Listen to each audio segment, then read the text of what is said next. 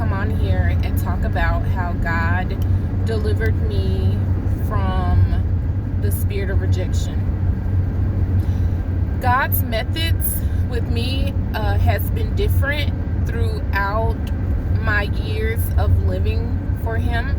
However, because of this, I have been 100% sure that it is Him who does the work in us, and it is Him alone who gets us to where we need to be. So I shared in my testimony that in my life I have always felt rejected. Not maybe that I've always felt rejected, but I never fit in, okay? I never fit in with people, and so I always felt rejected by people. And even though I was living for God, there are some things that can be so, deeply rooted and hidden in our heart that we don't even know that it's there unless God exposes it. And so I want to talk about how God exposed this in my life.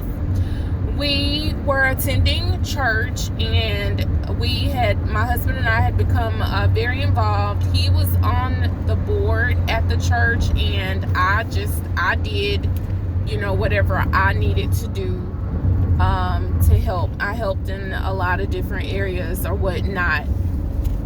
And so there came a point, this was a small church. The maximum capacity for seating was like a couple of hundred. And so we had actually become full, and we needed more space.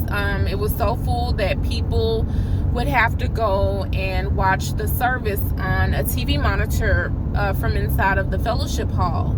And so the pastor began to, plan on making accommodations for a bigger church. So one night, the Lord had given me a vision, and in the vision, I saw that we had obtained another church building. He showed me the area around it, and the building was a nice building. It did need a little bit of work. However, I knew that this building it was previously occupied, because in the vision I saw the people who had been previously there. They were admiring on the work that was done to it. And I also saw someone laboring in there, like doing some work in there. There were some other things that were also revealed in this dream. And so the next time that I saw the pastor at church, I went to him and I was like, this is what the Lord wants to do. And he was just like, and that was it. And I was like, I felt some type of way, because I did not understand why that response was. It was not a happy one. Like with me, if God shows me something, or if He gives me some type of revelation, I'm excited about it. I'm excited. I don't care what it is. And so, that's what I expected from Him, and I didn't get that. It was not a very good response. And so later I found out that they had actually planned. Someone had told me that they had already planned to build something. They wanted something new. They didn't want anything used, and that's why I got the response that I did from the pastor, which made sense. After that, I felt like the pastor treated me differently. Like there would be times where he would speak to my husband And, I would be right there. He wouldn't speak to me. And to be honest, I took offense to it. Like, I did not have the Christian response. I did not go to him. I did not tell him that, hey, this is bothering me. I just kind of, bottled everything in, and, it didn't get any better. But it was at this time that God began to reveal to me that I had a spirit of rejection, and I knew that the root of this was not having my biological father in my life. And so, yeah, this situation just made everything go downhill. It worsened. Like, it did not get better. Like, just forget about it. Because one thing I know, that the Lord, he knew that if I knew that they had already had plans to make a building, that I would have never shared what God had given me with the pastor. But God kept that from me, and he allowed, for me to share that with the pastor. It got worse from there, because then there was a minister who's used in the gift of prophecy. Like, when he came the first time, he knew some things that there was no way that he could have known, things that it was not possible for him to know. And so, I remember sitting, we always sat on the second or the third row. And I remember thinking, so this minister came to the church, and he was saying that the Lord told him to let the pastor know to move forward with getting this land and this building. And my heart sank, and I said to myself, I was like, Lord, like, I know when you give me a dream, I know when it's from you, one of us is lying. Like, and I know that you do not lie. So there is an untruth somewhere in the situation. So receiving this revelation from this minister made, it caused the pastor to even more so believe that, to move on with this process, that it was actually, the Lord's doing. And so the church actually had to vote on it to go forth. And I put no, and I wrote a letter. I wrote a note that, this is not God's will. I was 100% sure of what God had shown me, and I was not going to not change my mind. I was not gonna, go back on what I knew God had revealed to me. And so, my husband, he was on the board, and he would be in these, meetings, and he stood by me, and I appreciate him so much for that. He did not back down when it came to this situation. So while everyone else on this board were yes men and women, he was the only one standing his ground on this issue. But of course, he was outvoted, and so the matter went before the church, and we voted. And so by a small amount, the church proceeded to move forward with purchasing land.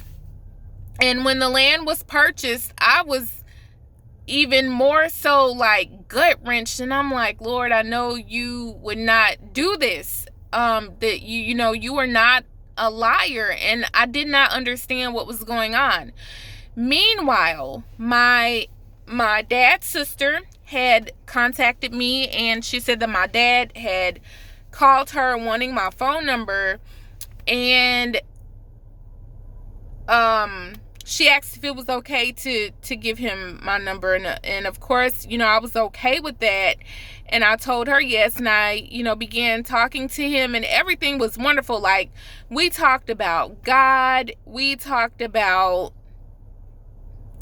dreams and visions that the Lord had given to us, and it was awesome. It was so wonderful, and I felt so happy. Then all of a sudden, one day the call stopped, and I tried to call him. He wasn't answering. I did not know what happened, but I was like, it broke me. I just feel like all of the years where I felt like it didn't matter to me about having a dad, like, all of these feelings came flooding, and I completely broke down. And so for 4 weeks straight, Sunday through Monday, I prayed and I vented to the Lord. I was so angry, and I was completely open. I completely exposed myself to God and how I felt about the situation. I told the Lord that that it wasn't fair. I felt like it wasn't fair that, other people, they got a chance to have dads in their lives and I didn't. That he created, for us to have a mom and a dad, and how I felt like I was robbed and that was snatched from me. And so I completely vented. And on the 28th day, when I got up from praying, I was completely healed. All of that hurt, the pain, the frustration, it was gone. And, me being frustrated with my pastor about and feeling rejected by him, and watching him favor other people and not listening to me, because I'm just a small small individual out of the bunch. I realized that all of that came from father issues, bio dad issues. And so there came a point in time, it was less than 6 months later, after I just didn't hear from my dad anymore. I didn't ask my aunt about him. I didn't do anything. My grandmother passed, and we traveled to my home state to attend the funeral, because at that time we were living in Georgia. My husband was active duty military, and that's where we were stationed.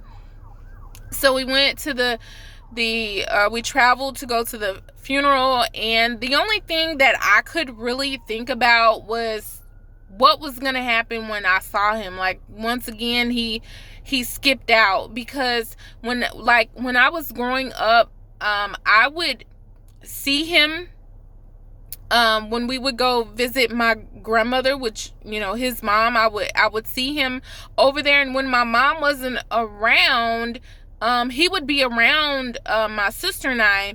However, like, if my mom loved my grandmother, and if we went to go see her and my mom stayed, like, my mom would hear noise from the closet or the bedroom, or the hall closet or the bedroom, and he would be hiding. And so, it was just strange, things that he would do when I was younger. So I did not know, what was going to happen when I saw him. So when we went to the wake. I actually saw him at the wake.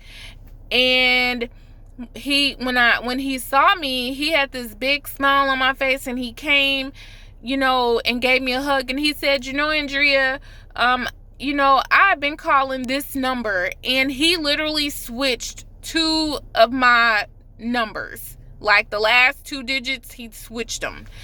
And I was thinking, like, oh my goodness. And I realized why God allowed that. I realized why God had allowed everything to happen that he did. It was a slow process. It was a painful process.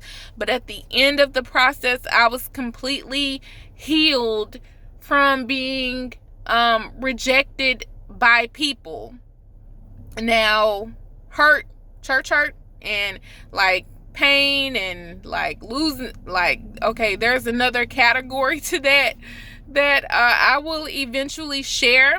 But as far as, people, as far as that goes, I was completely like restored, okay?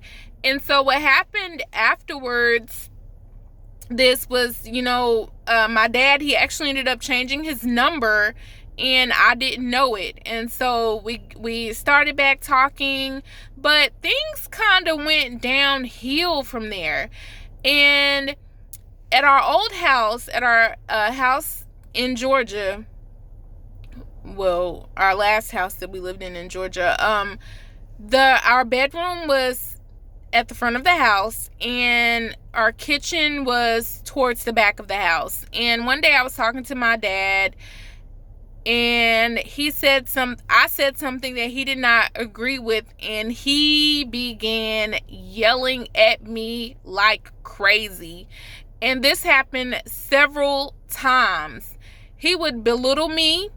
And I thought, I was thinking to myself, like, after this, I'm like, oh my goodness, if I had grown up with him, if I was around him, I would be a wreck. I would be a complete mess.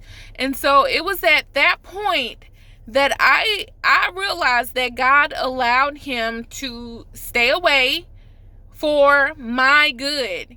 It was beneficial to me to not have him in my life. And so I became okay with that. Now, the situation with the pastor, that still continued, and it still hurt. But, however, I did not look at it how I had, before, because sometimes God will allow these things to surface, so that he can uproot them.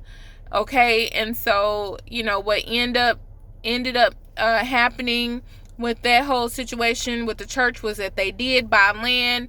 It was so weird, because they had like laid grass down on this land, and me the whole time, like, even the pastor had kind of like mocked and made fun of, like, after they purchased the land, with, like I said, my husband being on the board and saying, this is not what needs to be done. Him and my husband had taken a picture out there with the land, and after they bought it, he sent my husband the picture. And so, it was very uncomfortable. But, I was okay. I was okay with that. I still didn't understand what God was doing, but I was okay with that. And I believed in what God had shown me. So what ended up happening with that was, they wanted to reach a certain group of people, which were the people that were stationed on the base. So they ended up purchasing land that was by this military base. And they put, cleared the land, put grass down, but the land was like on a hill, an incline. And so when it was crazy, because it rained for like 7 days straight, and I mean like pouring down heavy rain. I'd never seen so much rain like it had during that time. And so the rain was like washing away the dirt from, I believe it was like underneath the grass or something. And no, did they feel, I'm wondering like if they filled it in or something. But anyways, they hadn't put grass on it. They had cleared the land and put dirt down. But because of like the land being on an incline, the rain like tore it up. Like, the rain tore it up. It was crazy. And so they would do it again. Rain would, after this, it was tore up. It did not work.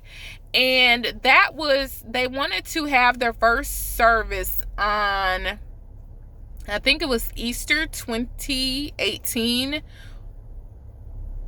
or 2019. I think it was Easter 2019. They wanted to have their service. Until this very day, there is still no church. And so, for this, it's not about a right or a wrong issue, but, it's about God.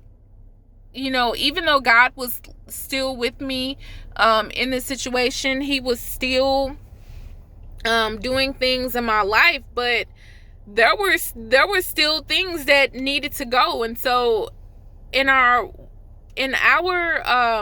walk with God, in our lives as followers of Christ, there may be things that God has to uproot, things that have to go. But I've learned that I am not trusting myself. I am not depending on another human being. I am completely depending on the Lord. And so, God is a good God, and I just wanted to share that even though sometimes we go through hurts, we go through pain, we go through being rejected, we go through being talked about, we go through being mistreated, God is using that to mold us into who he desires for us to be. And although it's not going to feel good, it's going to be worth it.